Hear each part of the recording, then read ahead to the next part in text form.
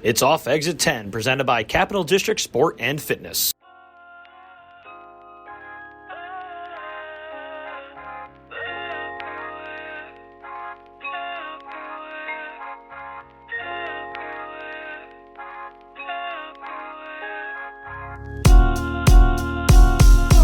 Shout out to Tess, shout out to Nate. Yep.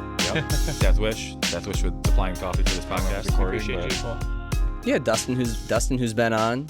Yeah, Mike Brown was good to us in the beginning. Yeah, they're good. Whole crew. But no, I'm happy we can finally do. I wanted to do this since last year to have everybody on, and I figured we can just. I mean, I'm sure it will veer off wherever it's going to veer off, but just talk. Here we are. Yeah, as if we were recording one of our staff meetings. I mean, we always are talking about whether it's growing this gym in the private sector or just the world of youth sports, which is what I think we want to primarily talk about today, and we see where it goes. So why doesn't everybody just give their voice quick so people know who they're listening to? Pierce? Connor? For those of you that don't know, that's also Matt. I'm Matt Pierce. Also known as Matt. And Connor. Long-time listener, first-time caller. This is Dan. And my first podcast, so I'm really thrilled. Kind of nervous, but excited all the same. Dan, is this your first podcast? I've sat in on a couple. He's been a guest I sat on appearance. one with Adam and McFerrin. Okay. Yes. Hung out while they did their podcasts. Mm-hmm. Sweet. And I usually introduce myself to everyone doing the podcast and then say, bye. That's I'm usually out it. here. See you later. Nice to meet you. Bye. Now you're here. Now you're on I it. think we got this usually at the end of the night for Fridays. It's like C&J and everybody's set up. So I've got like the setup stuff down, but the sit down is the first. But like I think I know the mics look good. Everything looks like it should. It gets Connor's approval. That means we're good to go. But yeah, the youth sports world, Dan, think about when we opened. We're talking May of 2018. I feel like it's changed so much since then. I feel like when I first started doing this in Massachusetts in 2011, 2012, you really had, and the business models were set up like this. I feel like Boyles is still like this, where you have these sessions every year. You have a fall session, and you have a winter session, and a spring session, and a summer session, because kids will play their sport, and then they'd have a little off season where they were either going to sit at home and do nothing, or they were going to find ways to get better. So you would have 3-4 months with the kid where now they would come in and entertain your service. They would lift in the gym, learn to train properly, go back to their sport, and then come back in the off season again, whether they're playing one or two sports. But now, I feel like just since 2018, Dan, kids are playing fewer number of sports, and travel teams, I guess, have just risen so much in high schools, where now I feel like you don't have those 3-month periods where kids aren't doing anything. It's almost like they're in season all year round. Yeah, when we first opened, I think about how easy it was, or it felt like it was easy to plan out, when like it was going to be busy, when we should be ready for an influx of people. And now you still get that to a degree, but it's not nearly as stark of a difference between season as it once was. And I think we do a good job of educating kids and parents on. Pull that mic up just a little bit to both of you guys, as high as it can go. Pow. There we go. That's good right there. And now I think we do a good job of educating the kids and the parents on the importance of training in season, because it seems like they're just always in season. And then on top of that, you have all your travel teams that just didn't exist when we were coming up, even as kids, and now as and even first getting into the training scene, there was more travel teams, but it wasn't they didn't dominate the landscape of everything that kids were doing on a day-to-day basis. So Yeah, like when's the first travel team you played on, Pierce? Like how old were you? Because you're a little bit younger than us. Shit. Probably around 12, 13, I want to say, is when Yep. it really started getting Yeah, there we go. Slide a little closer. Yeah, I was just heard myself too. Probably around that age is when we started doing a little more travel ball stuff. Started with Guilderland and like the Bulldogs and stuff, and then eventually I started branching out a little bit more. South Troy Dodgers was a big thing. All Stars wasn't really there yet with their teams, I want to say, or at least I didn't have the knowledge of it. But I actually ended up playing for Waterford mostly for like travel ball, and that's when I kind of really started diving into. What were the all-star teams like when? because All Stars had a team when we were younger, but it wasn't like what it is now. It was like a bunch of old, like, was it a college team? Like It may have been older. I just think that the monetization of it wasn't there. Like, there wasn't all of these tournament teams that you could play. right. So it was kind of like you were just playing an ENYTB schedule during the summer, and you were an All-Stars team, a South Troy team. So I remember like going to All Stars like baseball camp, and then they'd have like the guys that played on the All Stars team come to the camp, but they were all, I felt like they were older than high school because there was high schoolers at the camp. I think they were like college age kids, like almost like it was like a summer league team because it was summer baseball camp. Yeah. And I remember them coming and like they were in their All Stars uniforms and whatnot. So I don't remember exactly what it was, but I feel like it wasn't a youth team until after that. Well, even with what you're saying, Pierce, you started with Guilderland, right? Like when I like as a for what it's worth, it's it's a town team, right? Like when I played, you played Little League, and then you played All Stars, like All-Stars like Little All-Stars League, for Little League, and then you played Sandy Koufax, and then you played Mickey Mantle, and then you played Which was what? whatever That was like the 13-14, then the 15-16. Yeah, I think we called Sandy the Koufax we was called the junior 14, seniors. and so like Mechanicville had a team, and then you get to the point where you go up to the next level, and then Mechanicville Stillwater was a team. Like Legion was like that too, right? Like I don't know, is Legion still a big thing? I can't imagine. I don't that think so. A lot of Yeah, I kids don't know. are going that route anymore. I mean, I know when we grew up, like in order to play and I think there's some towns that still do this because I've talked to people in the Clifton Park area about this, but like you had to play Little League in order to play the travel team. Yeah. You weren't allowed, and you couldn't miss like Little League for like they wouldn't schedule it so that you would miss Little League because they wanted the town league to be successful and provide opportunity for kids that maybe didn't want to do travel and just wanted to try play baseball. Yeah, the travel basketball. I think the travel basketball programs were like that when I was a kid too. Yep. You had to do And CYO. the Lassie, the local Lassie League was too. Where you had to do their rec team if you wanted to play on the travel team. Yeah. Yeah. Well, that's what I was gonna, like, what does rec even look like now? I feel like everything's just dominated by travel. Well, I feel like what kids view as rec isn't, other than maybe like some of the basketball rec, but like when I view baseball rec, I feel like these kids aren't viewing it as rec, like, or like how it's presented isn't as like a rec league. It's like, or like Little League. It's a highly competitive league that like if you aren't doing X, Y, and Z, you may not get playing time or whatever it is. Yeah, and I think that like you're never going to go back to the town days and the rec days. I think we've all accepted that. I think early on when we started to see this shift, you almost have in your head like, things just got to go back to like just playing with your town, more free play, less adult involvement. But that ship sailed, I feel like. You guys agree? I think for the most part, I mean, you still have Little League World Series is still on ESPN.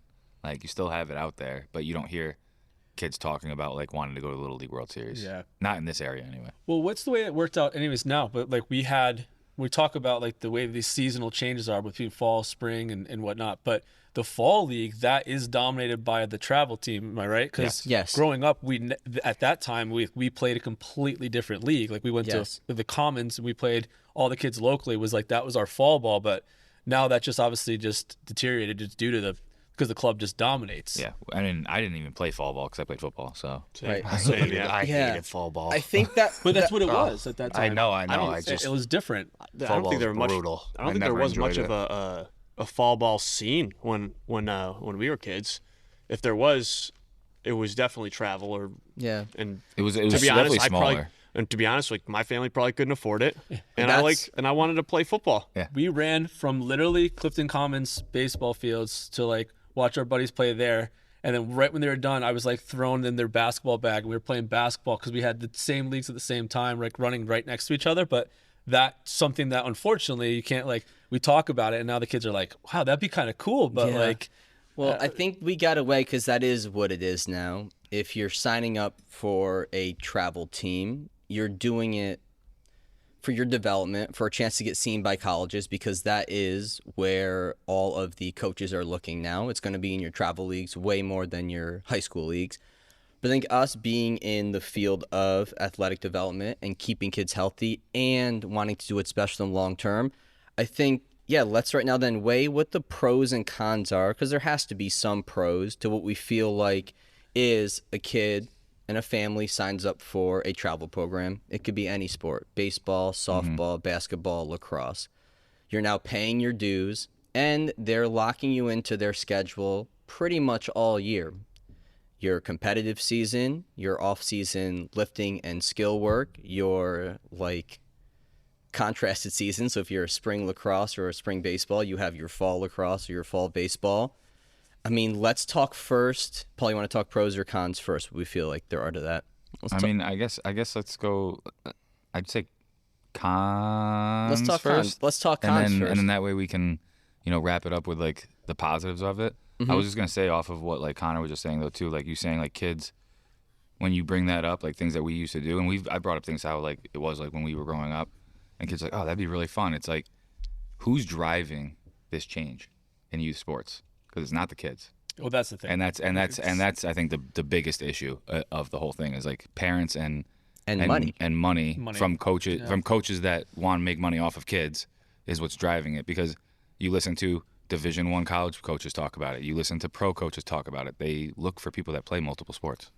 They look for people that aren't burning themselves out, you know? And so I think that's where, like, there can be a change over time, just like it's changed a lot in the last 10 years, but you can potentially see a reverse go back at some point. I don't know if that's when, but, like, a little bit. It's not going to go all the way back. Yeah, I guess what first has to be realized, I think the Troy's Expo guys talked about this, like, what are you getting Yes. for what you're paying for? I think that's a great way to start with this travel talk. What are you getting? What are you getting? Because you have to look at it from the business side. We run a business here, and we need income coming in all year round to support the service we want to give and to support the staff that we have. A travel team's no different. They need money coming in all year. So I think if you view it by that first, is that you're paying to support this business to keep functioning, and is that delivering what's best for your kid? What's your return on the investment? You're investing into that team for you in hopes of it being something positive for your kid, but what are you really investing in? Like that's the first thing you got to ask yourself. What are things that you want to see if you're looking at a list of this is what you're getting every year from this travel program? What are things that you want to see on it?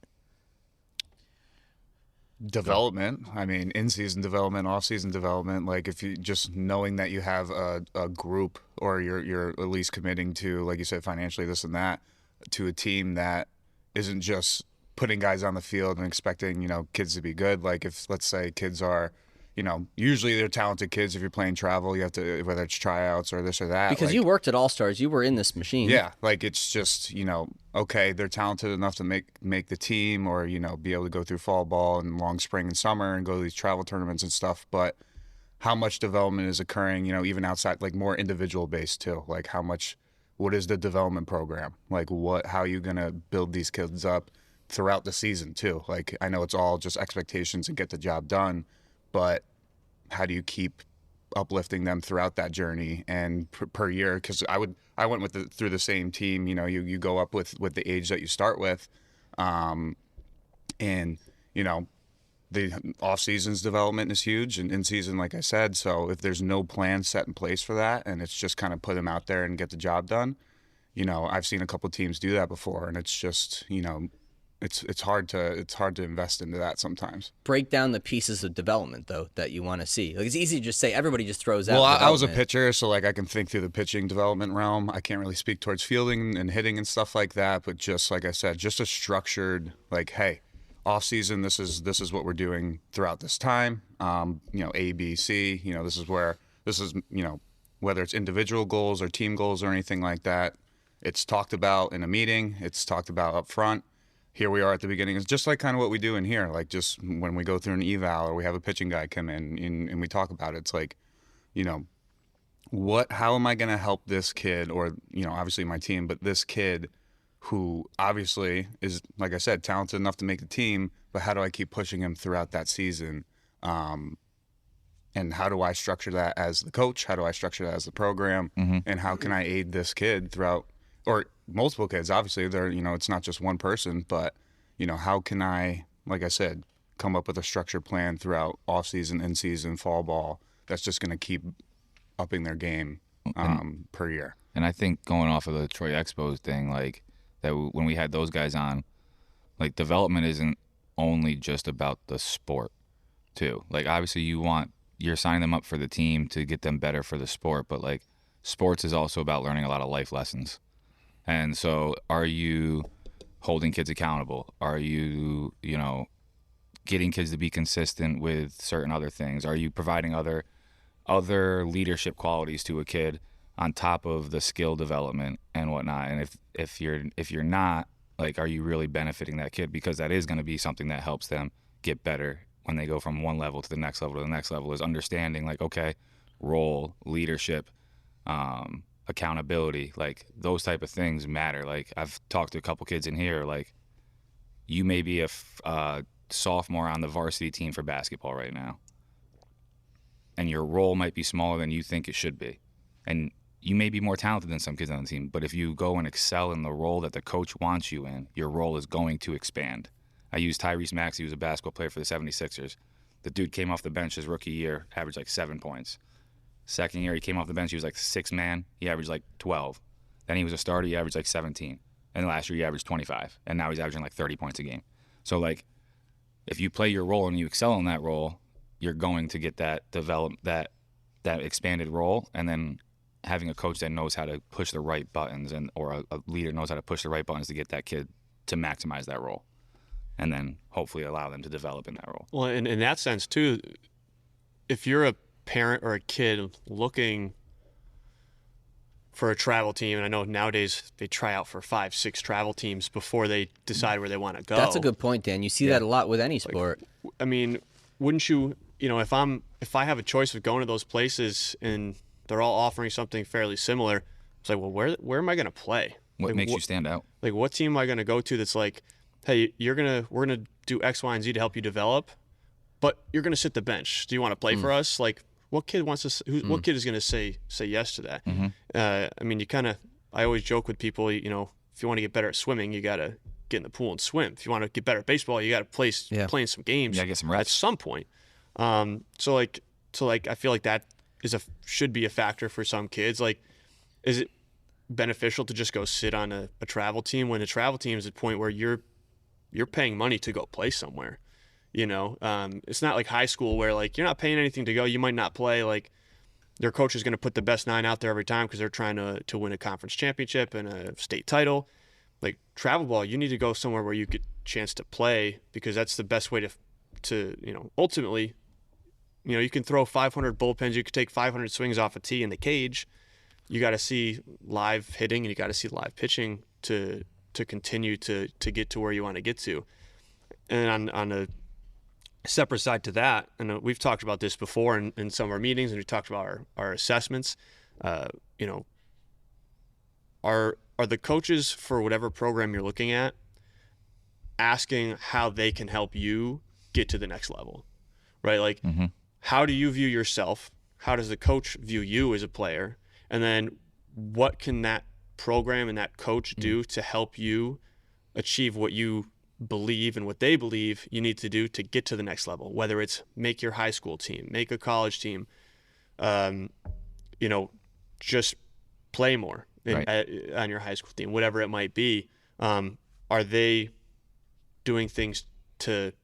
actively doing things throughout the year to help you get to that point that you're actually trying to get to? And it just goes back to, like, setting realistic goals for yourself, and are those coaches invested in helping you reach those goals? Yeah, I think that's a great question parents and kids should ask, like, the coach themselves. Are you, like, or the coach, if they get that question from the coach, what can I do to help you get to the next level, instead of what can you do to help my team, right? Like, because I think a lot of the coaches, that's what they're looking for, is like that kid that's going to help the team, not necessarily, and not a lot of coaches, but some. They're looking for the kid that's going to help their team get more recognized, I guess, and do better in tournaments, which is good and bad, but they're not necessarily focused on how can I help, the guy that's my 9th best player get to the next level, or get more playing time. Right, and obviously, like, we're not talking about T-ball here. Like, there's going to be winners and there's going to be losers, and honestly, like, I probably wouldn't want to play on a team that wins one game over the summer, right? You still want to win games. Coaches' focus is they still are trying to help your team win games. Right. But yeah, like, on the development side of things, like, what are you actually going to do to help me get to where I need to go? And can you recognize that this is something that I need to work on? Yeah, I think that's the biggest thing, because we're dealing with these decisions that are being had by these kids at 12, 13 years old, but we're getting caught up when we don't have like when we talked about our town teams, we had like by age groups, or even like if it was a gold, silver, bronze level teams for an age group, if we have a number of kids, that it's developed now with these programs. They're like brands. And so like when you see these big brands, like if you're going to play for All Stars, or you're going to go play for Troy Dodgers or whatever it is, like when you're playing for these programs, like, oh my God, like, yeah, this is like, this kid played, he developed here. Like, that's like a good goal for me.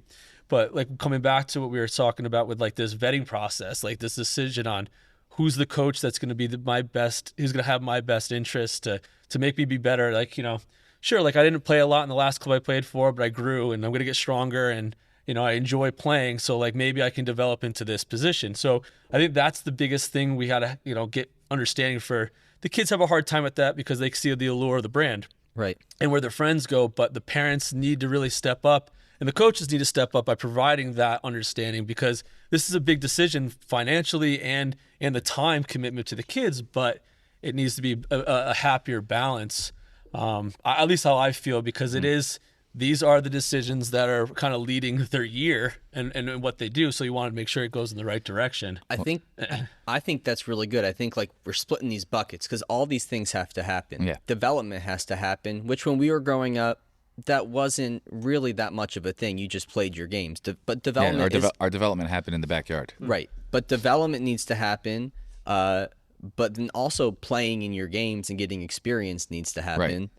Right. But I think a lot of the times you see where just a team in general, they're playing too many games and they're not doing enough practice, right? Like over the summer, how many games are these kids playing and how much are they practicing? They're just playing games nonstop. So how much are you really getting better?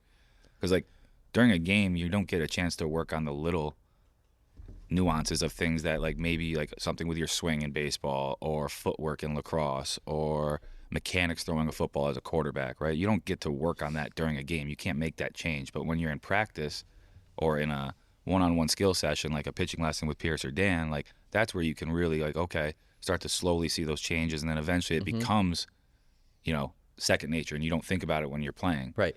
Well, so like I feel like a lot of times with like the summer baseball at least, and like lacrosse, like they're playing so many tournaments and games, but then they're not doing anything in between. Yeah. To like work on like skill development. Yeah. You can't make a bunch of major mechanical changes at the free throw line. Like Right. it's not going to help happen. you. You're Yeah. get domed up real fast. Yeah, it's true. But yeah, we think of things in buckets, right? You have your motor learning, skill development. You have your athletic performance bucket.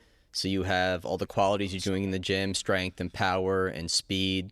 But then you have just like making sure while you're filling, and I feel like this is where we come in, especially now, because making sure that while you're filling those buckets, right, all kids see in their head is filling those buckets. And whatever their goal is, it's to make your high school team, get a college scholarship, make a travel team, Play more. In their head is filling those buckets to get better. Motor learning, skill development. I'm going to lessons. I'm going to practice. I'm going to lessons. I'm swinging in my basement. I'm shooting in my backyard. Or I'm lifting weights, wherever it may be. But they're filling those two. And what they don't realize is that those two, at some point, your body can only do so much without recovering or balancing all of those stressors you're putting on your body. And I feel like that's where we really come in. And I guess so we just spoke on the travel. I mean, I guess the pros we're saying is you're getting exposure, you're getting some skill development if things are done correctly. And you're also like, I forget who I saw say this. Like, you talk about like why are you going to these tournaments? Like, what is the point of these tournaments? Because a lot of it is to go get like go get looked at by a college. Well, if you're going to Alabama or Georgia, but all of your kids are going to a school in the Northeast, what is the point of going to that tournament? Like, explain that to me. Now, if you say it's for the experience, great. Do it for the experience. But don't say you're doing it to get kids recruited down south when every single one of your kids is ending up at a school up in the Northeast. Right. So they're not really going anywhere outside of the Northeast. Right. So you're not really getting any recruitment out of that. Yeah. So I think that's a big thing with the travel tournaments and whatnot too, is like, why are you doing this? Is it for the exposure of the team or is it the exposure of the players? Yeah. And then is it for the experience? Great. If it's for the exposure of the players and none of your players are going anywhere but in the Northeast, what are we doing? Right. Why are we spending all Yeah, this money? and it's fun to seemingly pepper those things in. We ran a club in basketball for years, and the kids were like, look for a little opportunity to get away as like a kid's, a friend's vacation. But like now it's got to the point where when you're traveling to all these locations, it's like it's exhausting. It's the parents, but that's like that brand effect I think that we're carrying on to. It's like, all right, we traveled to XYZ, like if you guys want to have some fun, like come on. It's sometimes that's basketball, there's some nature to it when you're dealing with like Nike showcases and Under Armour showcases, and there's opportunities for it. But yeah, I mean, what we're dealing with for our everyday athletes and the kids that are to have some fun, it's great. But then it's a lot. I mean, and it's a lot of money. it's a lot. Hotels, all that, food, and everything. Yeah. Jeez, couldn't imagine. I mean, I could be there one day. We're all gonna, but it's like, dude. Yeah, it's crazy. Yeah, and I think about this way more now, having a young kid. Maybe you do too, Connor and Dan. Just, I guess, we're in it, working with other kids, other people's kids, and you see the world, you see the sports world. But now you go, oh, wow, I can actually see, God, my kid in fucking 7 years is like, she's going to be 9, and like kids are playing on teams, and like, I don't want her to fall behind. I want her to be able to excel. And it's like, look at how that world is now, and all this travel stuff that we're talking about.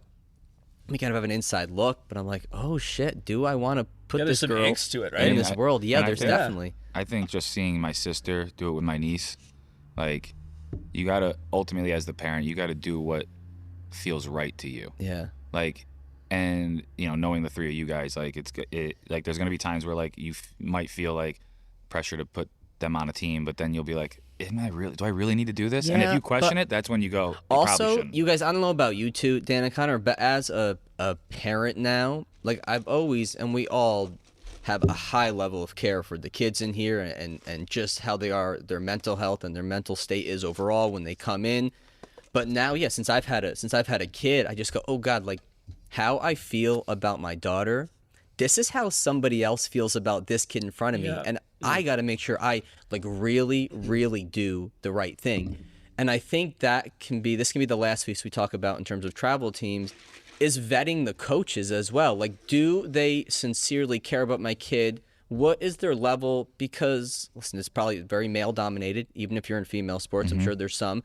But and we all have egos because we're fucking dudes. So like, what is the level? We can't pretend we don't. Maybe they're a little bit less than they used to be. But like, what is the level of this dude's ego? And yeah, what is the goal of the brand? Because what drives me crazy is when I see people marketing heavy on kids committing to colleges. I don't know if you guys, Pierce, you feel the same way or no? Like they use that as a main marketing driver. Yeah, because like I get it. Like whether it's the parents that want it or the kids that want it, that's also the big question. Like, eventually you get to that age. And I was going to bring up the fact, I think another pro of, travel teams is like there is a line, and and who knows where that line is. You can argue it, but it also preps you for that competitive environment where if you do want to play college, it's an early taste that instead of like, I remember my big thing, I didn't play that competitively. It wasn't like crazy travel ball teams, crazy this. I remember when I got to Siena, obviously it was, first day as a freshman, like, hey, you got to compete. Like he's going to make the team, and there is no hand holding. There's no this and that. And, I didn't get an early taste of that. So it didn't prep me as well to like, it was kind of like I said, a door shut in my face. And an early taste of competitiveness? Yes. Like at that level. At that level. Like, but okay, at what age is it appropriate to get that taste of competitiveness? I feel like it's too young now. 100%. And that's what I mean by that line. I don't know where that line is now. Right.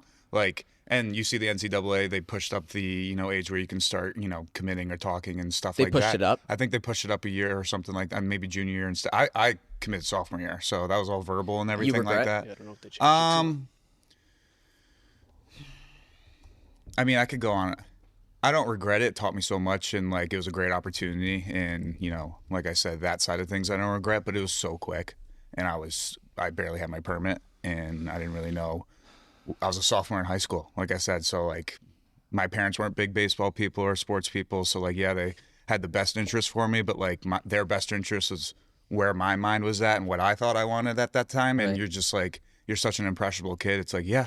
Okay, I committed to a Division I school. I committed early. It's all cool. It's all great. And I also I love the school and the experience that, I had early on. But, in terms of being quick, yeah, I could probably go back and say that it was a quick decision that was early, and it was a lot of pressure. It was a lot of pressure. It was a great, and it's coming from a humble place. It was a great opportunity. Like I said, it's not like any of that's ever handed out, and it's, but, thinking back at how much pressure that was, I didn't have a long time to decide either. So I was 16. Like they gave you a time frame. That happens though, right? That's which normal. is normal, but I mean, that's happening now with travel teams and kids. It's like, oh, you tried out for my travel team on Monday. I need to know by Friday if you're going to be on the team. which is money, right? We need our checks by this date. List of kids that are trying to get into the programs. Right. I mean, it's just Yeah, I guess there's part of it is a demand, right? If you try out and they pick you and then you don't decide to go there, and this other kid who could have made the team, who would have went there, but he didn't make the team, so now he goes somewhere else, and now you're down a guy.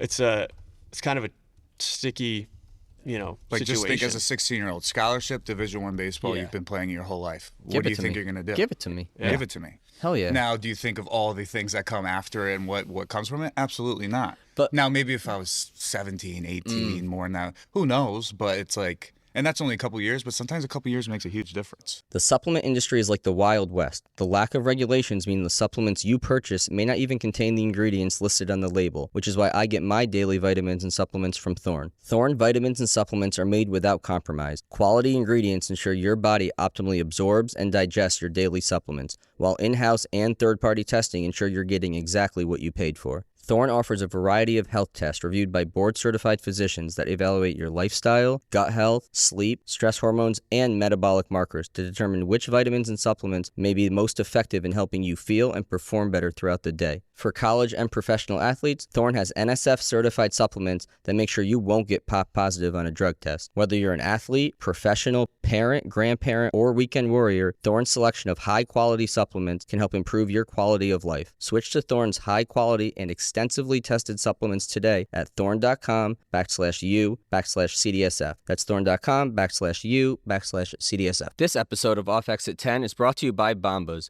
Bombas makes my favorite pair of socks, hands down, alongside the most comfortable and durable underwear, t-shirts, and other everyday clothing staples. Their wide variety of sock lengths, colors, and patterns have you covered, whether you're working out, going out, or lounging at home. I love their merino wool blend athletic ankle sock for long days of coaching at CDSF and getting in workouts myself.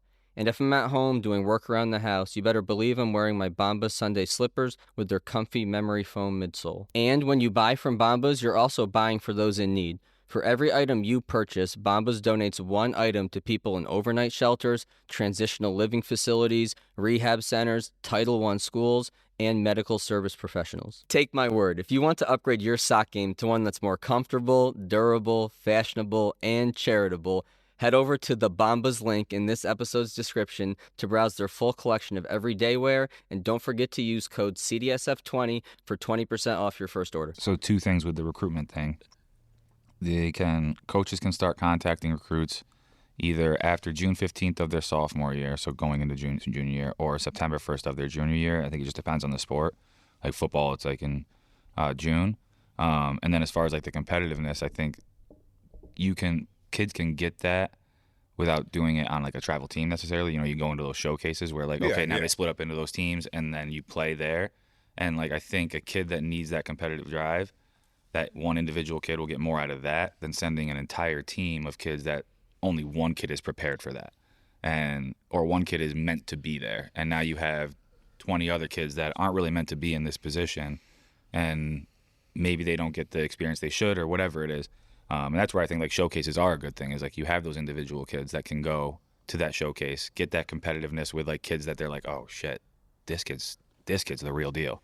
That could even happen with travel tryouts though. Yeah. Like I've had a couple people in here where they're like, they're a kid, they think they're talented, And then they go, and then "Oh." they see 90 people trying out, and they see a 13-year-old that's 6'5", and they're like, it just gives you an idea that like, We've seen it in here. but you just, it gives am you an 12. idea that like, holy shit, like, Well, you know what doesn't have I'm to not the only person out here. Well, you know Like, what doesn't have to happen to you guys, but has to happen to me in here, is pretty much every kid will come in here shorter than me, and like real quick they're fucking bigger than me. for sure, for sure. I mean, I'm not far behind you, so a lot of them passed me shortly after you. Yeah, real quick. So that's where like the showcases, it's like Yes, it's a good experience if you're looking for it. But something, how much of that is a cash grab too? Well, but It's that's like, where it's like figuring out like, is this kid meant to go to this showcase? What age?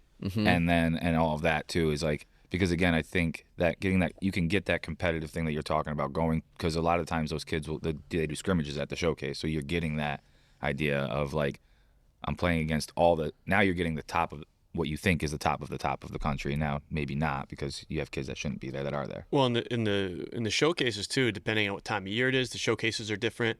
There's some showcases where you do go and you play games, so it's like a tournament showcase. You bring a team, your team is showcasing. There's tournaments where you go to the tournament and they're like, oh, these coaches want to see these people face each other, and they adjust a golden at bat rule for that game.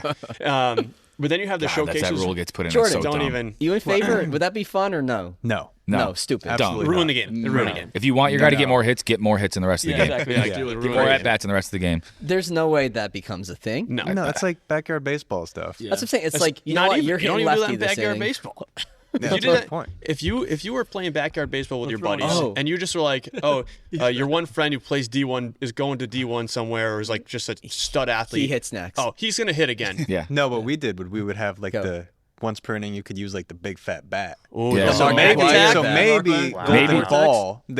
They call for a juiced ball. Say, Or once they per let inning, them we use a want juiced beezer ball. bat. Yeah. the beat. or imagine the Gold pitcher. CF4. Imagine the pitcher could be like, bottom of the ninth, bases loaded, 2 outs. Yeah, I don't want to face Otani. Go ahead and switch that real quick. Right. Give me the orange stealth. If you're going to give the hitters the opportunity to do that, I think let him throw you should Yeah. do it on both sides. It's funny too, because us bringing this up, like I was listening to them talk about it, and they were comparing baseball to like the BlackBerry, and how baseball's kept been like stuck in like their ways and whatnot. And BlackBerry was like, nobody's ever gonna like not have their Blackberries like that. The BlackBerry ain't shit now. So like basically they were saying like baseball can't let what happened to BlackBerry happen to them with other sports, and like they have been trying to make rules changes that have made the game faster paced The and time clock, the bigger bases, and, right? Yeah, but it's also like, how do you get, what do young people want to see, and like how do I keep them There's involved? Because like Pierce. we are still gonna watch Yeah, all but of I would us. argue they had more viewership this past year than they Right. had the year before. So Right, so the changes they made Were have been successful. good. So why do we need to put a golden bat Also, rule? that's what I'm saying. Quick shout out to Tess from Death Wish. The shit's fire. Yeah, Thanks. Is that a caramel latte? I don't know what Yes, it is. it is. I Paul, just told her did you surprise. finish Orange yours? mocha I finished mine, and then I frappuccino. might have poured a little more in there. Okay. No, don't even start. But if the goal's they're trying to make it more entertaining, right, for the viewers? They're trying to basically make it so younger For viewers what? want to watch it. Bring For what? Baseball. Oh, yeah. I remember we were getting the whole change of the pitch clock and this and that. Now it's easier, like it's better to watch on TV, but you take a trip down to Yankee Yeah, dude, Stadium. you're done you in go 2 get hours. A bucket of chicken or like a beer or something, and it's the fourth inning, and you're like, Yeah. what the fuck just happened? Yeah, that's the truth. So it's great that you guys can watch it from home, but like I'm kind of at the Yanks game right now, and Needless to say- I took the metro. Needless to all say, the way down I'm here, grabbing 2 and I'm gonna drinks be every packing time. my shit up, and it's game over. I've been here for an hour. I paid $400 for these tickets. If and it's a I- pitching dominated it game, lasted it's an going to be hour. an hour and a half, and I'm going to be packing my shit up, taking the metro back. you Yeah, get I'm going to stands.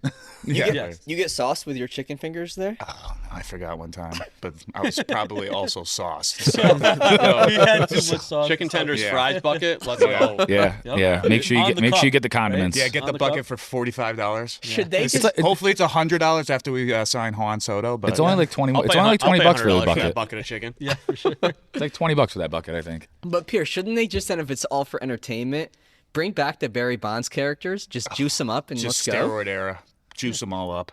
How be entertaining great. was that in our Watch the childhood? ball. They were hit literally 550 feet. looked like action figures. I mean, McGuire's forearms are Oh my like, God. Huge. Barry, put That's him why- in that's the why hall. Judge is awesome. Put Barry in the damn Oh hall. my God. That's why Judge is awesome, because he is an action figure. Oh, jeez. He was on Paw Yeah. Patrol, so yeah. Yeah, you watch that episode? yeah. That jinxed him for a good month. Yeah, but that's just fucking juice them up and let us watch. Now there's this big. They're trying to think of like how to do extra innings and like reorganizing it, or reshaping it, or whatever. We already messed that up. I don't. Yeah, the guy in second like it. sucks. I'm not a big That fan of it. sucks. But they starting take it out in next the playoffs. Yeah. Why are we but playing two still. different games? You're a relief pitcher. I don't you know. get With the NFL two too. great Overtime's outs, different in and the it NFL takes than it is some in the little- playoffs. That's what I'm saying. Because in overtime Especially if in you're the away regular team. season for the NFL, it's about injury prevention. In the playoffs, you have to get a winner.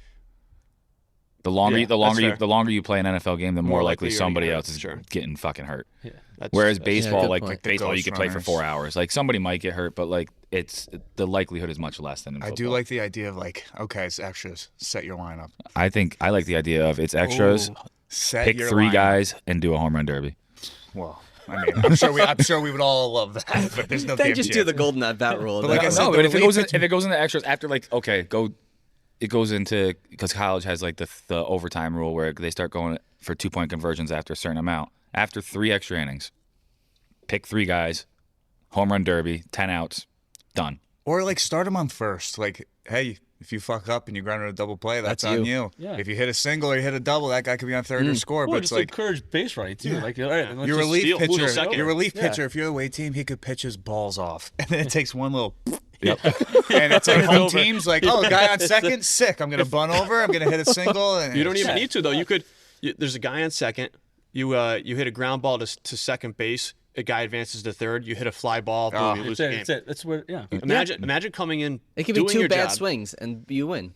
Hey, Now- good job. You got the job done. We lost. Well, the argument comes down to the fact too that so many they're like, you want to keep trying to strike everybody out. This is what you're gonna have to try. Like, go ahead. That's what you're trying to do. Yeah. So like, go in and do it. Like the game is kind of shifting that way into like, oh, Yeah. everyone needs to strike. It's like the 3 true outcomes, right? Yeah. Yeah, So, but that's like That's why that's part of why they did it. Yeah. And okay, yeah, we're talking about the youth sports world shifting. So you have the travel realm. Now I don't know, maybe other people can see this fuller picture, but I feel like we really see it because we are in small semi-private groups with these kids every week and we're talking to them about their schedules and their life and making sure that when they're in here, what we're doing is appropriate. It complements everything else. It they got. complements everything else. But now I feel like this has been the biggest shift in the past 2 years. Like COVID doesn't count. Kids weren't doing a lot. But as kind of activities picked up after COVID with sports, you have the travel teams with everything we just talked about, the demanding schedule, the year-long commitment. And I feel like you have high school teams now mimicking that model almost. Mm-hmm. Do you know what I mean? Where now a high school team Has a travel team. we can say that they're trying to lock a kid in for seasons that aren't their season. You're They're- saying like the varsity team. yes, the varsity team. If you're going to play on the varsity high school team, you're going to have multiple time a week mandatory lifting, mandatory open gym, which is skill works. I mean, mandatory with air quotes. Yes, where I mean you might get cut if you don't do this Right, air quoted yeah. mandatory thing. And Or not mandatory with air quotes, right? And in the worst of fucking scenarios, you have a high school team. You could have Shen in the Clifton Park Gators, or I'm sure other sports are the same way, where like it's funneling their high school team. Now, if I don't get into this travel team when I'm 13 or 14, or good fucking luck making the high school team your senior year. So you have the whole travel world trying to get recruited. And now you have this other business where I'm in my high school team, but I'm almost forced to pay for development to get into my high school funnel, and you have these two competing things. It's just a chaotic world. I've had this discussion with parents before, and it stresses them out. But you have this whole world of your high school funnel. Now it is playing in with the schedules of the travel funnel. Yeah. Do you think? Yeah, I mean, you see that. And do you think that is at this point too? And this is kind of, I guess, a loaded question, but how much of that do you think starts to go into those overuse injuries that we see? And then on the same, and partially too, because I think some of these people who are now they're not just coaching, they're trying to do the strength training and this and that. They try to go so specific with the strength training. Not only are they contributing to the overuse stuff, but they're doming them up in their strength training. And it's like, oh, I got to throw this ball. This foot has to be here. I got to rotate like this. And now they're taken away from some of the development as well because of that. Yeah, well, okay, let's just put whatever specific instruction they're getting aside and just talk about for the sake of schedules and how that's much a whole can nother somebody story. possibly do every week.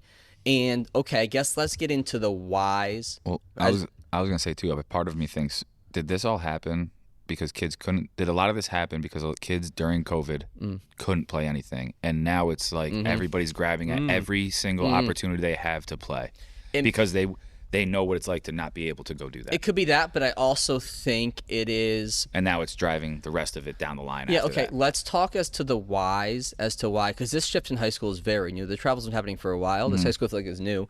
Let's talk to the shift as to why we feel like this is happening in high schools. It's probably some financial gain for coaches.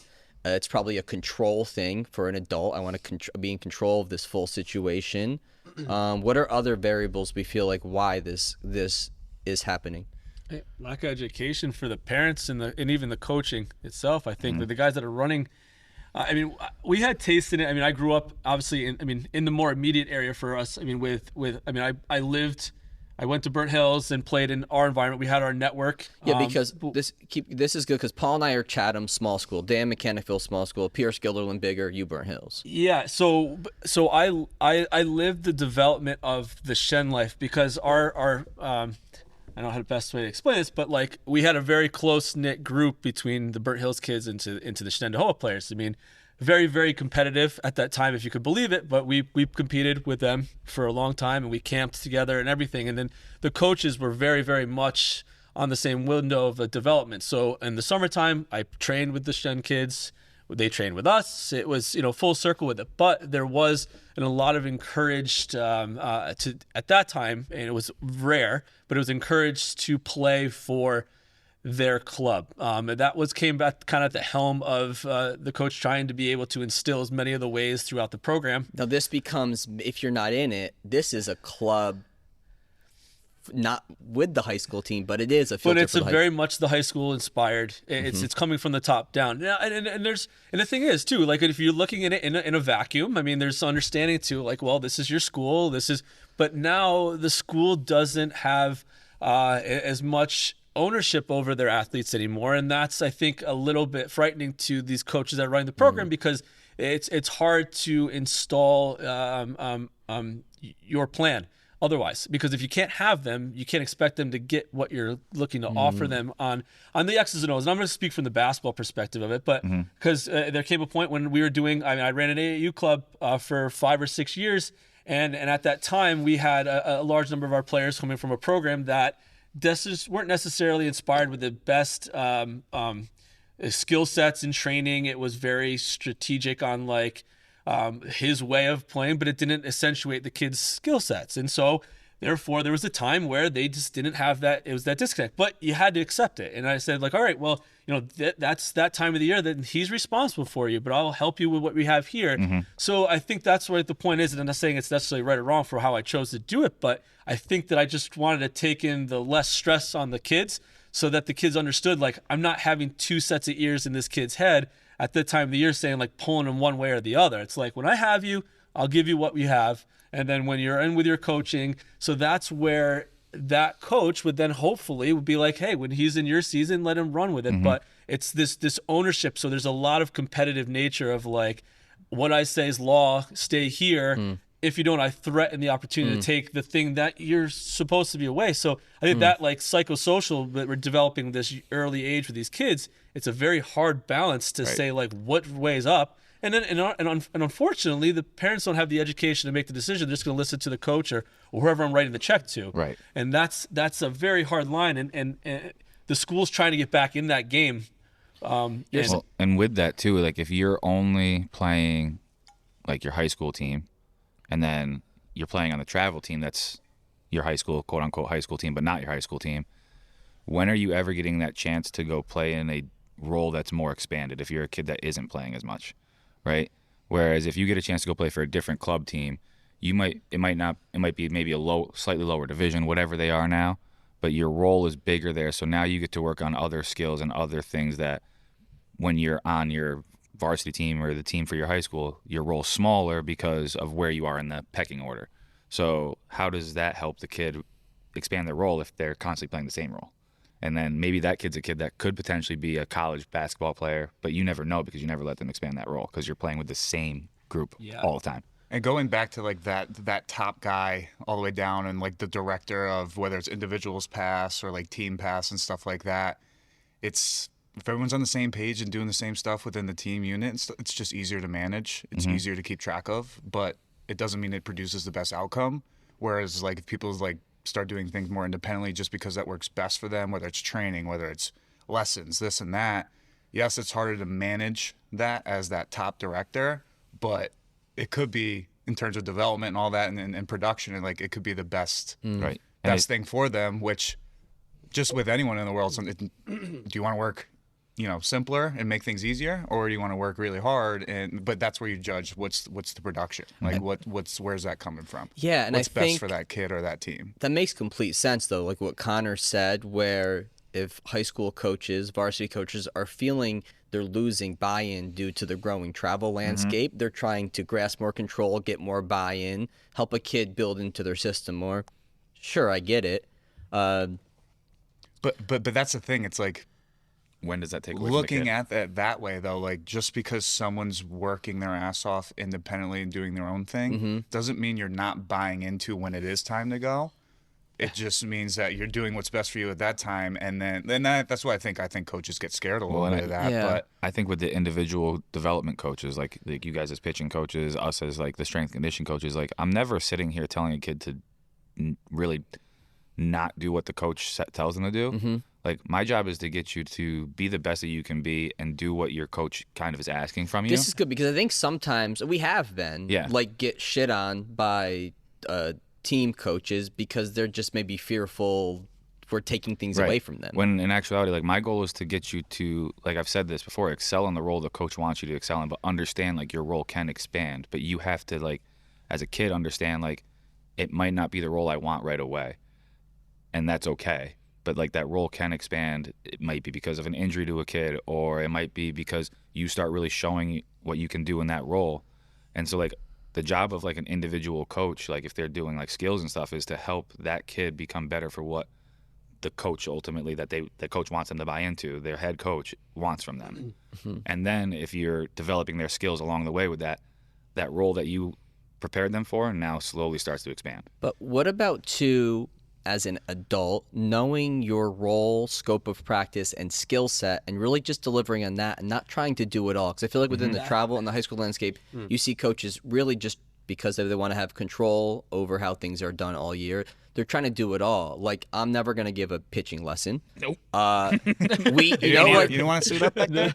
No, but like, and we You look don't. great in catcher's gear, but I don't know. And we barely, as a crew, all of us here, give nutrition advice. We just bounce out to Sam. It's like we stay in our lane with We strength cooperate training. with people. Yeah, and you work trust. Yes. Build a community. Well, and I think part of it too is like when I'm out here working with kids, adults, doesn't matter who it is, I'm training, working with them in the gym on the strength and conditioning side or the pitching side, kind of going back to kind of what Paul was talking about. Like, I'm not going to tell you to really do or not do something. I'm going to maybe help educate you as to where you can find the right answers or help you make the best decisions. So I think as a parent or a kid, there's only so many hours in a day and a week, and for each hour a kid's doing something, a family is paying money. So you have time being spent out of your day as a family and money being spent out of your pocket as a family, which that time or money could go to anything else in life. It doesn't have to be sports, but in this scenario, we're talking about it as being sports. So I want to make sure that when my kid is going somewhere and money's coming out of my pocket, is this person that I am giving the money to, like, is this really their specialty? Is this what their wheelhouse is? Is my kid getting the best service they can get? And says you have some head coach that's writing these BS strength training programs and ChatGPT, can you write me a strength training program? Yeah, absolutely. Well, that's the problem now. I've said this multiple times in the past like couple weeks because I saw Cressy posted it, but there's been a lot of really good athletes that have seen results with really bad programs because of the intent they train with, right? Like how they get after it. And obviously within reason, like they weren't doing stuff maybe necessarily that was going to get them injured, but like the structure of the program or the exercise selection maybe wasn't ideal, but they saw results because they got after it.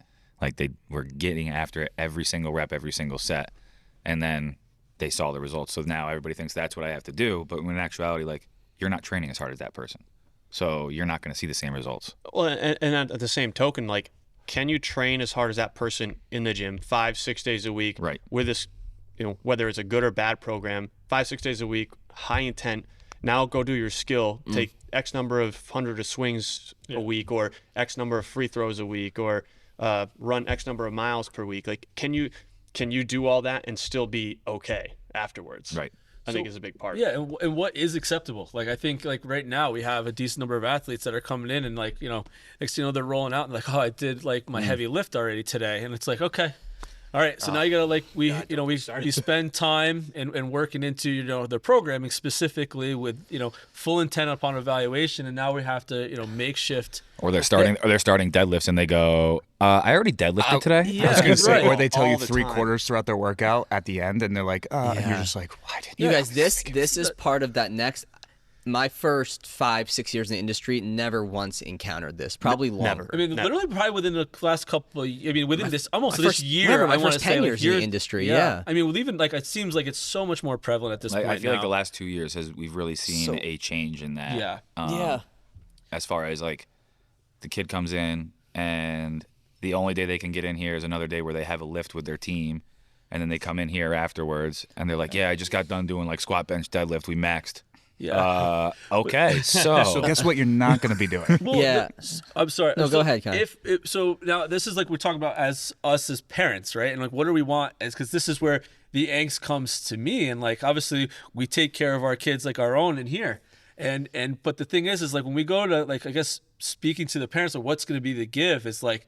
Just we got to continue to educate. I feel like because it's like, well, where does it come? Because like I can't step on another coach's toes to dictate how he chooses to run his program. But I think if there comes to be the power of the parent and the and the respect to the kids on like what truly could be in their best interest, it's going to come down to where where we spend a lot of our time and energy trying to do that for them, but in servicing more, what we need people to have that understanding that like.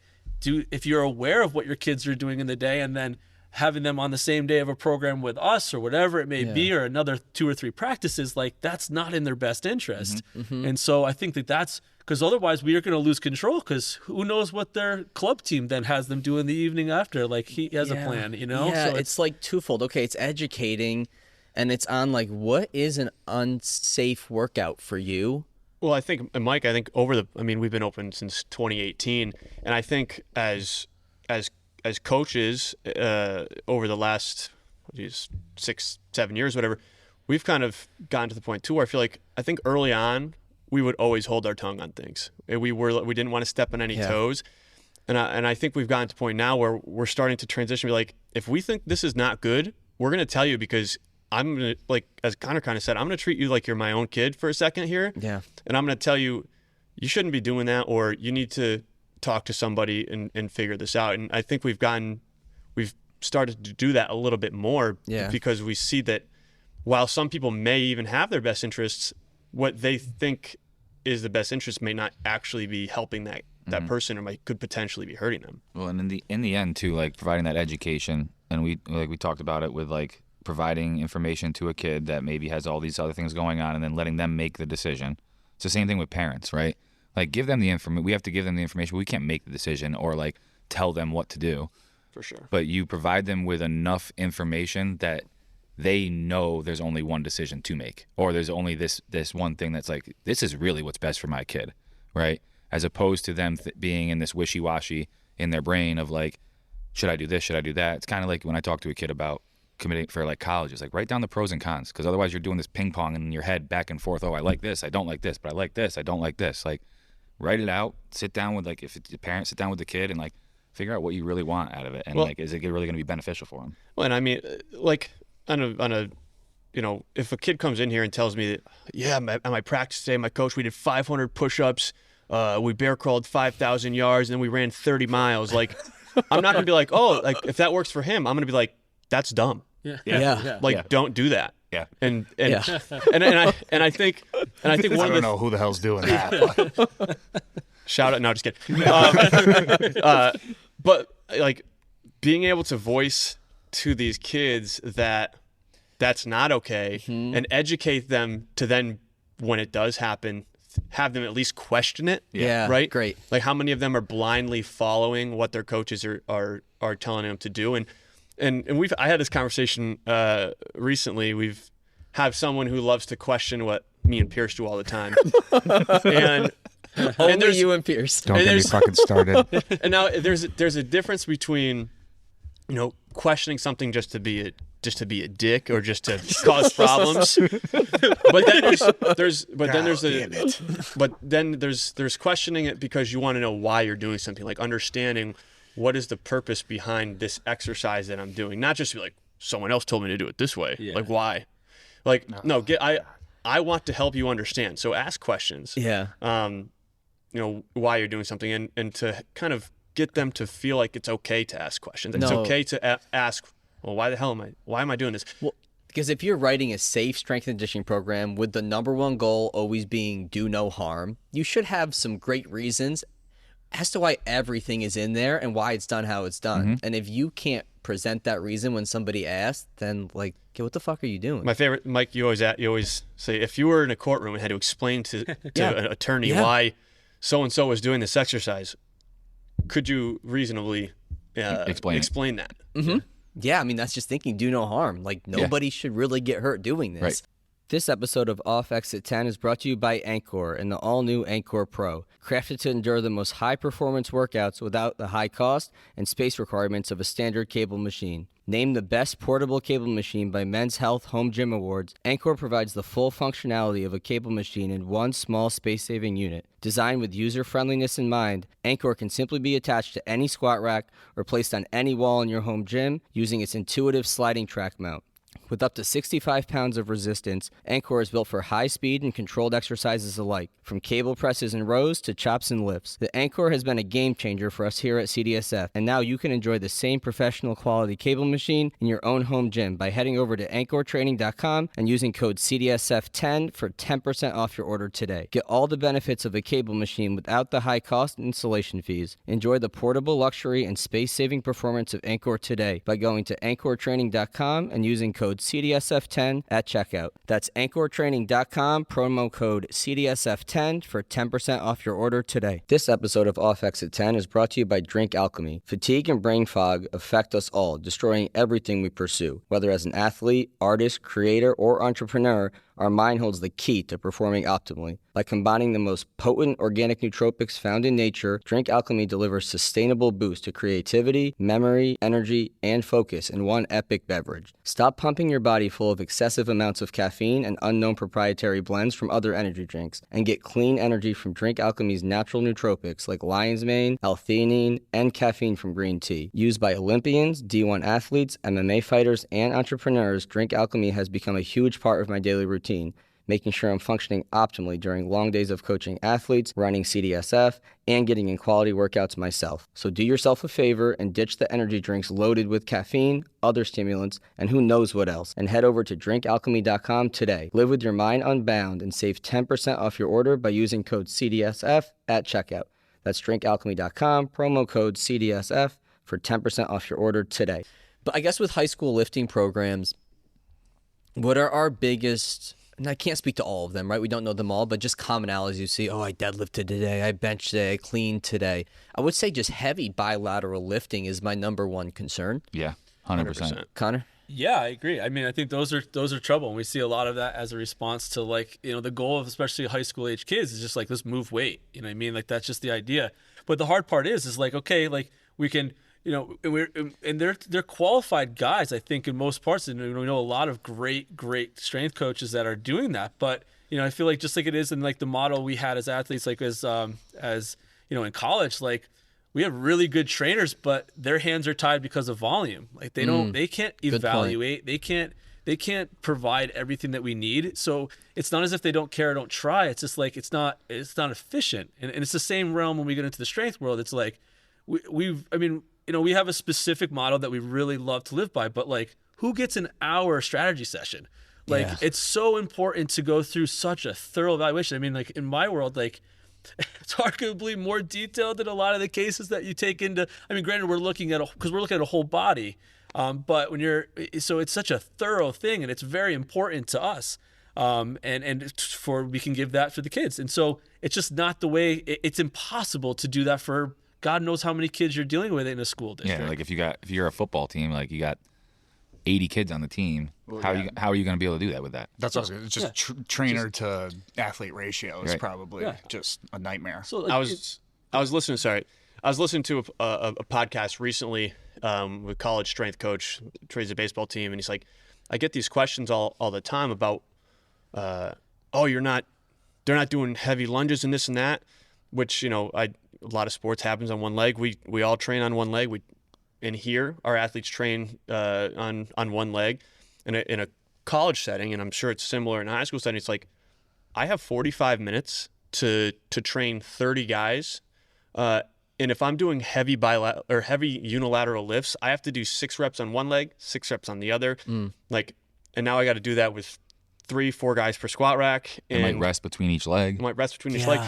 In 45 minutes, they can get kind of pigeonholed. And I think, as strength coaches, you have to look and so I understand to some degree the bilateral lifting. Now, whether or not this is what all these coaches are thinking is a whole different argument. Because I think the old school mentality is lift heavy weights, lift heavy weights, lift heavy weights. And most kids at the high school level can't lift very heavy weights on one leg because they don't train it that often. Right.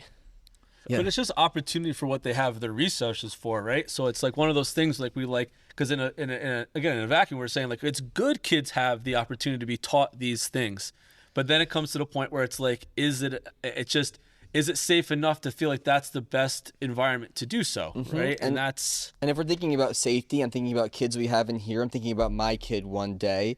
Like, I don't want super heavy bilateral lifts through like giant ranges of motion until I know, and I'm not even gonna straight bar or probably back squat, we'll trap bar and front load because of the forces on the spine, right? Connor, you can probably speak more to this, but especially like a prepubescent, a pubescent, a spine, right? You're still developing, your bones are still really increasing in density, your ligaments and tendons are still getting more, or tendons are getting more stiffness. And we don't want to put these big compression forces, so like a heavy bar on your back and you're squatting down, especially if you're slamming down to a box, you have a lot of compression, or you have these straight bar deadlifts where you have a lot of shearing, so the spine moving forward and back on each other, and you see spondies and you see discs, and it's like, dude, more often than we had ever before. For kids. Absolutely.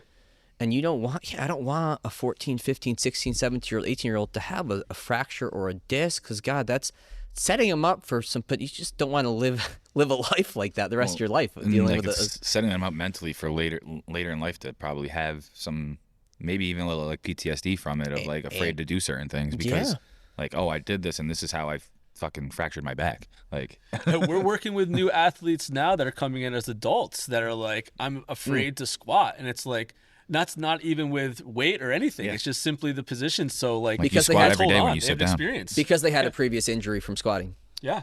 Guess what? You squat every single day when you sit on the toilet. Yeah. Not me. Wait, Dan's hovering. Dan's just hovering, using his arms to help him hold himself up.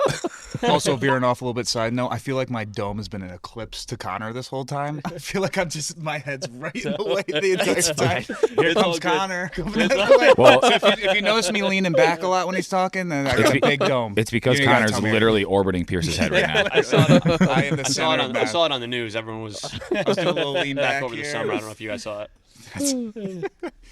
Oh boy. But yeah, Shit. with all this, I guess, it's us.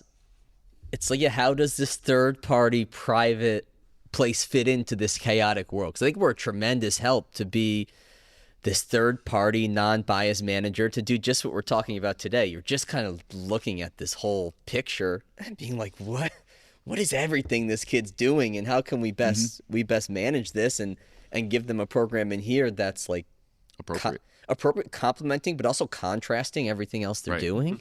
It's just just designing an appropriate program for what that kid's got going on in their life outside of the gym. And I mean, it's the same thing with adults. Like, if you got an adult who has a highly stressful job and is running around constantly and is here sometimes twice a week, sometimes 3 times, sometimes another week once, like, and everything, then it's like, okay, let me write a program that's appropriate for this person where they're not killing themselves every single time they come in here. It's the same thing with like a kid. Like, we're managing their bodies, and I think that's a big thing now is like, yeah, we're strength and conditioning coaches, but we're more of like managing these kids' bodies to helping them figure out what's the best recipe to help them stay healthy and get stronger. Yeah, the hardest part is when they walk outside these doors, it's the, uncontrollables and everything. But the best part about this job is, when they are in here, you have control and you can try to adjust the best that you can and help them the best that you can, being a third party, like you said. But, whether they implement that outside of here or not, that's kind of, we did our part and did what we can. But inside here, we have a lot of control over, like I said, those goals and everything like that, and making sure that they're moving properly and just like you said, communicating with them. Where are they at? What are they doing that day? And being able to, readjust and kind of help them out throughout the entire period that they're here. And like we've said, like Dan brought it up, but we've all brought it up, like educating them to be able to make the decisions outside of these walls that are going to help put them in a successful position. So if that means like, okay, you have team lift. All right, what's that team lift look like? That's what it looks like. Why don't we focus on going hard in here? And then when you go there, focus on like movement quality. And then if you have a kid, and you're still movement quality in here. You're still movement quality in here, but like you're able to go harder because now you have more eyes on you. So it's a lot easier for us to watch these guys. To go like, okay, there's 4 of us here and there's 10 kids here. Yeah, it's a lot easier for me to go, pay attention to somebody doing a deadlift than it is for like a coach that's got 50 other kids that are trying to do it. And that's where like for us, educating them on where they should be going hard, where should they be going hard, and where they should be. Thank you, Paul. Where they should be kind of just focusing a little bit more on movement quality. Bartender. Barista. Excuse Paul's me, pouring up more barista, coffee. please. Jordy, you good over there? Mike, go get one of Is those there claws. You want a claw, Dan? That's good. I don't know, should I? Do you want to Sure, why not? You're I got I'm done. But you know what's probably one of the coolest thing that I've like really enjoyed these last. Jordy, you want any more? I mean, You got some? Yeah, there's some in here. Yeah. Jordy, you want a claw? Jordy's been quiet. I miss you, Jordy. I miss I'm you surprised I talking. didn't hear like a mustard little. Dan hates that. Don't you do it. Do it. Give it to Dan. Give it to Dan. Don't do it. Oh my God. he's got one. For the people back home. I wish I could hear it. I don't have I'm headphones gonna be on. the first. Hold on. I'm gonna be the first person to walk out of a podcast. So you just cut that part out of the song. I'd love it. Just hate it. Just hate it so much. You just also have heard it probably Is that why you a think? million times in the last 2 weeks. I will say yesterday I heard it 4 times Okay. in Is an that hour. why? Is that why I hate it so much? Maybe I heard it partially. 4 times. We're in giving an it to you a lot right now. Like Yeah. I would say because the album came out and it like every station that we put on plays the new Kendrick album. And then every kid that came in said, "Did you see the new Kendrick album drop?" I give big credit, I guess, to Connor too, but Dan. Paul Pierce and I are big rap guys, and Dan's a country Pierce. guy, and I fucking hate country. But Dan toughs out a lot of rap in here. I tell people this all the time. Like, I listen. I have specific venues that I listen to certain music. Right. I just, for the most part, unless I get the aux first, like we come in here and I'm like, you know what? I'm gonna listen to some new hip hop and rap. I'm gonna listen to some old school stuff, some rock, and it's not that I don't like any of those. It's not that I don't like those genres. I save the country music for the truck and my home. Where it should and stay. the half Where it's- hour where from it's safe. I can't listen to that. the half hour from 1:30 to My 2 when safe me, space. Mike, and Pierce are done working out. Yeah. Oh, we're done now, Dan. We'll throw you a bone. But like, Next. I don't not like some of those genres. It's basically if it's a good song, I like it. I don't give a shit if it's country, if it's rap, if it's hip hop, if it's opera, if it's Eurovision. Shout out to Neil. yeah, but if Rihanna turns on, come on. forget it. place It's is all. go It's nuts. over. Give me some Dua Lipa. I just feel like I What's have a that hard one? time. Psycho Train. Oh my God. Yeah. Oh, Psycho God, Train. yeah. Oh God. Look it up. Techno Train. Techno Train. Connor, Techno Connor, what are Train. you saying? Well, I said I just have a hard time keeping up, I guess, with it. I don't know if that's like a real problem or not, but like with country music, I feel like I can get what I want on the radio and stuff, but like I believe me, I was like huge rap and hip hop like growing up, and I still love it, but there was like a time like right in college I just like lost beat of it. I don't know how it happened, but like after the Carter 4, I was like, that was it. Like I don't know where it happened. I just Carter can't stop Force thinking. good. Mustard. I was thinking But- the same thing. You mean you don't? You Mustard making Dan want to leave. There's only been one point in time I thought somebody that worked here was gonna just fucking leave and quit because of the music that was playing. It's when we gave one night, Jordan. It was me, Pierce, and BMOC, and we were kind enough to give BMOC the Oh aux. my God. And the watermelon and slide. He put loves it. something on, and Pierce just was. It was. Do you Colt- remember? Should we Colt even? 45. But like a country- great song, and then next thing you know, like it was the first 5 seconds. Like, oh, it's Colt 45. I was in the bathroom. Like, this could be great. Vibing out. It's Cooper OG Allen country version. Yeah. And I'm listening to it, and it's just terrible. Beatbox on the bike, like, I'm like, turn this fucking shit off right now. And now it's an ongoing. Oh, joke. you know, Comes in deep. there. There's a It couple was times where I brutal. thought Mike was gonna leave when Luke Bryan I hate came on. Luke Bryan. Yeah. What's the one song? There's one in particular you I hate can't stand. Knockin' Boots. Knockin' Boots. Yeah. That was it. Yeah. Yeah. But nothing's Knocking worse than the boots. Colt 45 country I started version. hearing a guitar and like a banjo at the Colt 45. I went, Knocking oh boy. There was a good stint though when the new Taylor Swift album came out, and remember we let the girls have the radio for that. I almost time? walked out then. Yeah, that was a tough hour. We do an I had to overall. dig deep that week. Yeah, it was a tough week. I feel like we character building. overall though we do a good job in here, kind of adjusting the music to the groups. It's pretty seamless. It's always like I some did have people one don't hiccup. like. But Wait, I don't know if what? I want to go back to that. It was a tough memory, but What was your hiccup? I feel like I remember this, but I Please don't tell. remember Please this. tell. yeah, well, I'm trying to that remember. here? Was it we had a full hour? It's like you can put on like Waterfalls Someone- Ludacris. No, Someone was like, what No. the fuck is this? I Did you relinquished let power. You let someone else. Yeah. Oh, that's what it was. Mistake. No, never but- No. do that. I had it set. I do remember. I remember this. Yes. And And then it was to a party that we should not let have it. And I specifically said, no, just this sheet here because it's on our. It was on Pandora, Oh, and then all of a sudden it was on Spotify. Oh. Because What song? I don't remember what it was, but it was Connor? I not. didn't know the name. I didn't know the name. She's like, here, and I pulled it up. It was like something that wasn't appropriate at all. No, that's why. Yeah, because And it I wasn't w- our edited. I sprinted over. Paul, full group. Full group. Oh, we were group. rocking. It was like some sexy red type of stuff. I don't remember, but it wasn't something that Why should. can't I remember that? Because I think it might have just been me and Connor. All right. Yeah, and it was we were already very short patient for this one particular person Yes. showing up late and then having Yep. experience, Yeah, whatever. yeah. But it was already. We were getting close to the end of the night, and it blew in Connor our was like, you face. know what? Blew Why my not? face. Why not? And then we And then they gave him the first reason why not. And then that's what happened. We were like, we found out real fast. Why not? I remember when Mike and I kind of first were like, oh shit, we got to censor some of this fucking music because we had a As he says, oh shit. We gotta censor some of this we gotta fucking- censor this fucking shit. we had someone coming in for a strategy session. I don't remember who it was, but one of like a rap song that let's just say didn't really have Back that ass up. not even it was It was like a hard Meek rap Mill song, song. and DMX.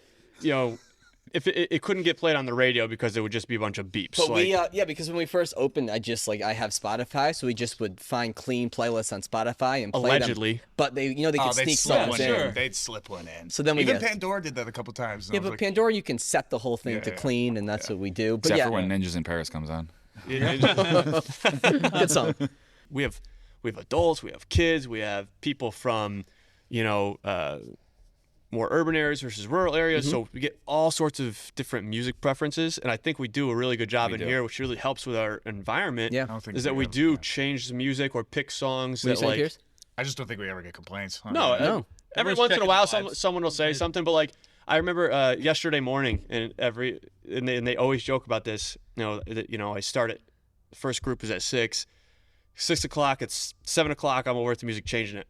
Right. Oh, change the station. New people. Like Yeah, I I do know the these same thing. people. This is going to be DJ, better. This most is would going to be an vibe better adult for being them. Like, what the hell is I this? do the same thing, and it's funny because also like when I come in on Wednesdays at like 6 a.m., people will be in and be like, yeah, when Mike comes in, I know this is music's gonna be on. When Dan comes in, this is probably what's gonna be on. When you come in, like the people that come in, they know like okay, what's gonna be on, either based off of our preference, and then we might switch it to the group. What's I have two morning go-tos. I have either classic rock Power Hour or Fallout Boy has been my recent two go-tos. Always mine fire. depend. My mornings are weird because I don't get the same people all the time. So like, I tend to go to the classic power rock workout one first. That's good. But then if like the other day we had like a high schooler that was by themselves on Wednesday, so I put on like The Weeknd and Don Toliver. Yep. Because that's what they wanted to listen to, and I was like, I'm all for that.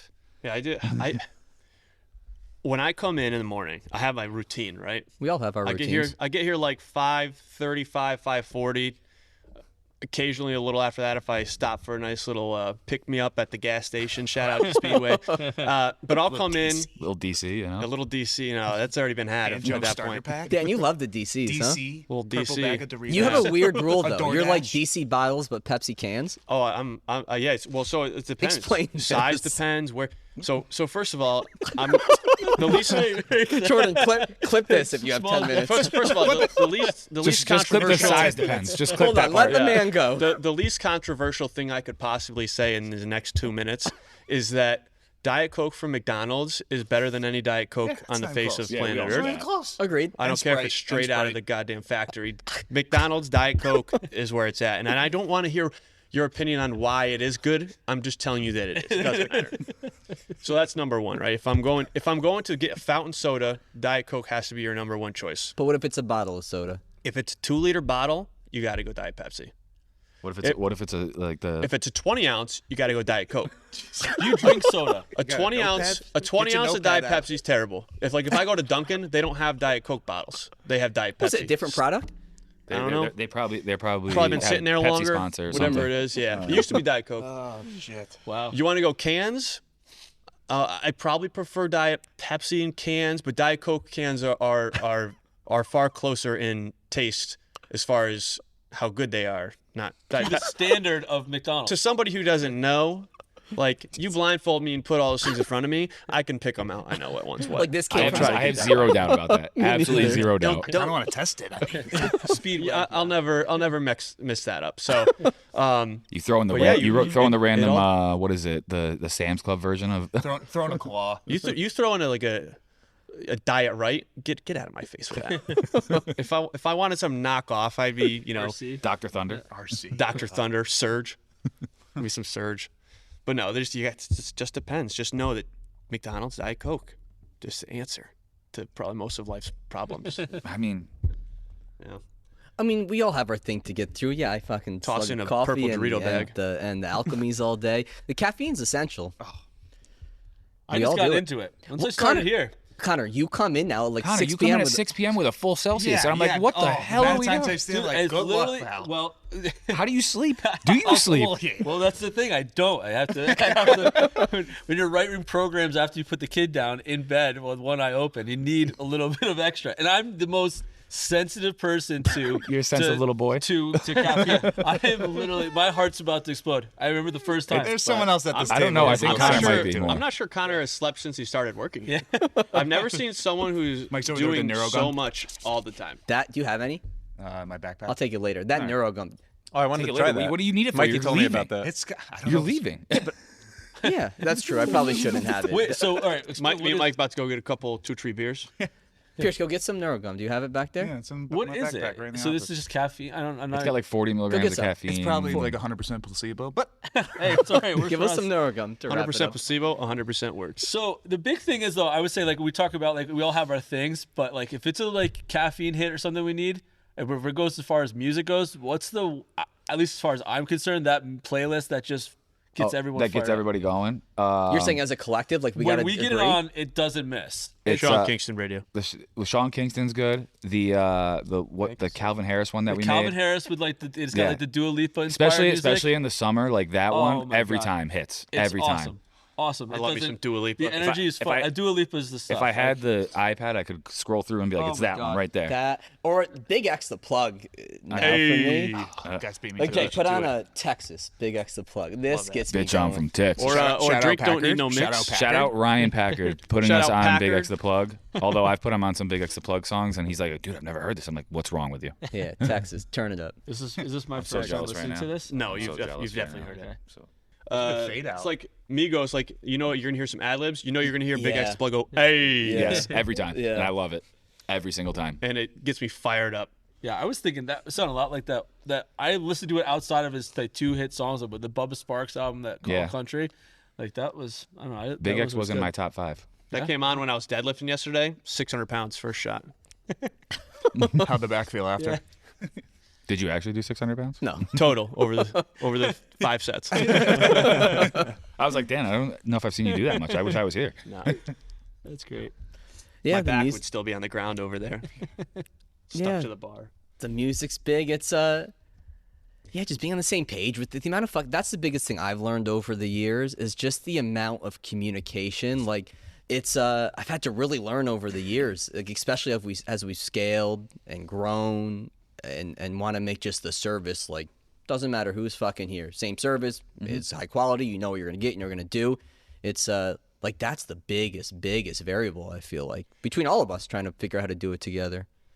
And I think that's such a big piece for the kids that come in here and the adults that come in here is, you know, for the most part, this is should be a consistent part of their life. Like they come here and they know what they're going to expect out of us, and they know what they're going to get. And it should be, while as a high schooler or, you know, an adult, so many things in your life are not consistent and they can be so like crazy. Like it should be consistent. You're going to come in here, you're going to walk in the door, someone's going to say your name, say, what's up? How are you? You're going to get harassed by me and Pierce. Probably a little shit talk. That's all right. Right. But it's going to be consistent. It's always going to be, you know, as whether, you know, my goal is, you know, if I'm having a shit day, you're not going to know about it unless you ask me about it. Right. Yeah, and it usually makes it better. You know, I'm not going to. Yeah, Connor.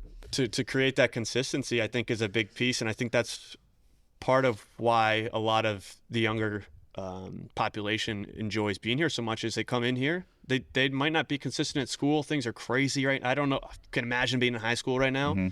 But you're going to come in here. It's consistent. It's going to be the same in a good way. Somebody's coming. That, you know, we'll see who this person is. Yeah, absolutely. But I was thinking too, like one of the coolest things that we've gotten in the last couple of years too, it's like that little bit of a trend of you have the kids that have been training here for a minute, but now the parents that are coming in with them. Like we've got a couple athletes currently that are there, and Quite it's a like few. there's so much fun to be able to have that balance of working with adults and kids, and they're like, we love it. That's It's huge. just- I think it's fun. that's I what was I going to say took. too. Oh, go ahead, I was Paul. going to say that I think one of the greatest things about what we do here, and obviously you being, you know, the major component of like bringing this all together, is that you have allowed all of us, as you've, you know, partnered with Dan to begin with, and then brought me on, and then we brought Connor on, and then Pierce on.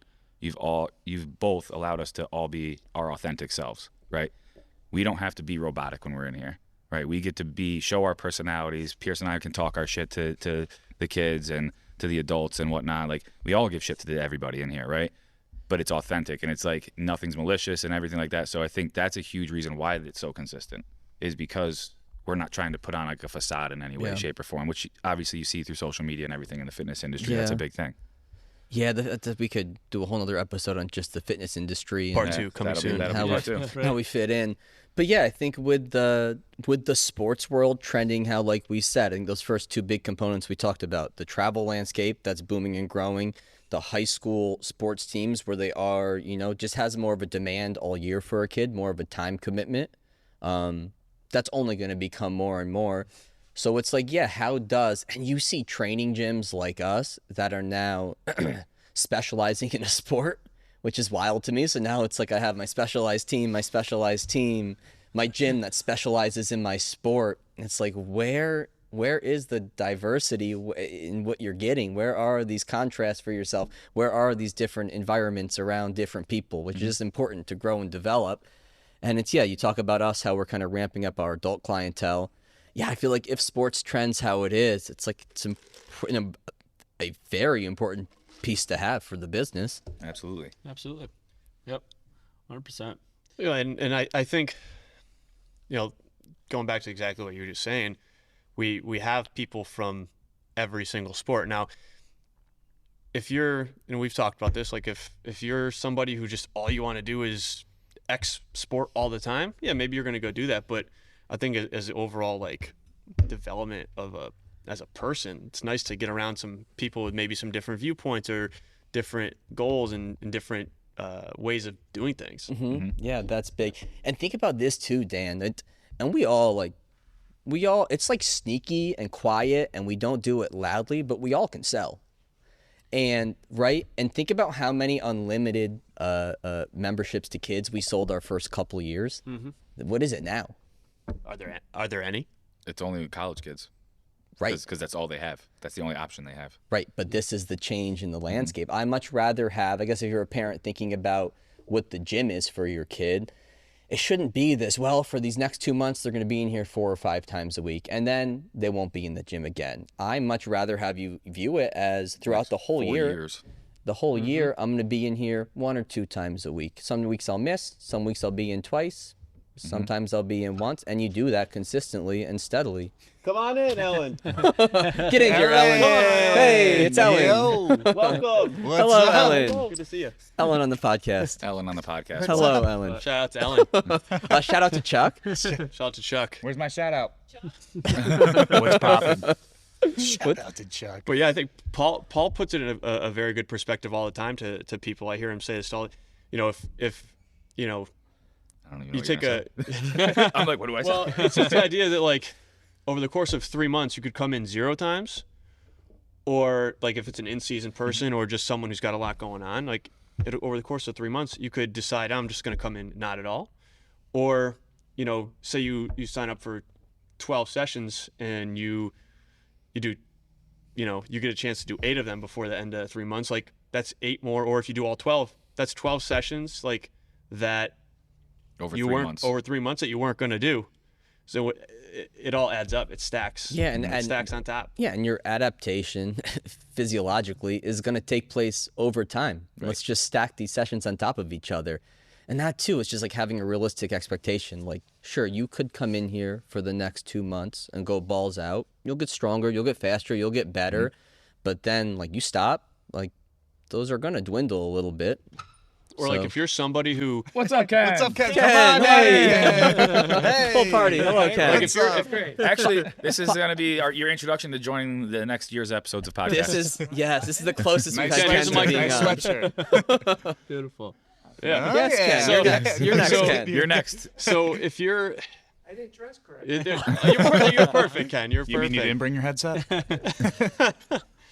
Oh, geez, I just. So what do we think about like just this like round table here? I mean, I think we're gonna do it again. Well, I mean, I think it's great. I think there's way more to cover. Yeah, well, that's the thing. I mean, a lot of times too, when we talk about like just how we work with the kids, but like we're in and out at different times together or whatnot. But like at least here, it's just we're able to explain some stuff. But I think a lot of our kids like listening to some of our perspective, and so like Yeah. or at least some things that we can kind of at least continue to share out. I mean, I think this rocks. Yeah, Jordy, you think so?